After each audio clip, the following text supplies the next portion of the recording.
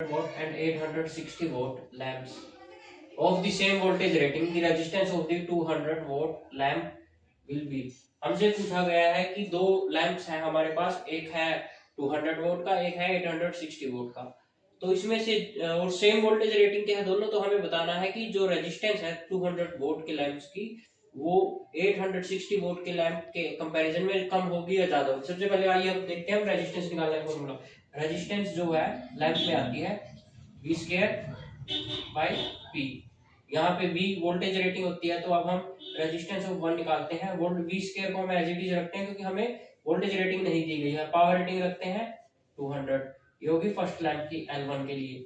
अब resistance for lamp 2 निकालते हैं वी स्क्वायर डिवाइड बाय, अब हमारे सेकंड लैंप की रेटिंग है 860 वोल्ट, तो ये हमारे दोनों लैंप्स की वोल्टेज रेटिंग हो गई। वोल्टेज रेटिंग सेम रखते हुए हमने पावर रेटिंग को नीचे रखा। अब जब भी किसी भी टर्म का अगर डिनोमिनेटर टर्म्स कम होगी तो जो है क्वांटिटी बढ़ जाएगी। अब ये ज्यादा है तो ये घट जाएगी।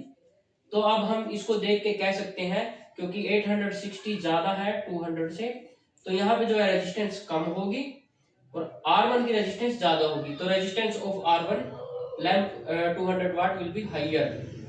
ये इसका राइट आंसर है।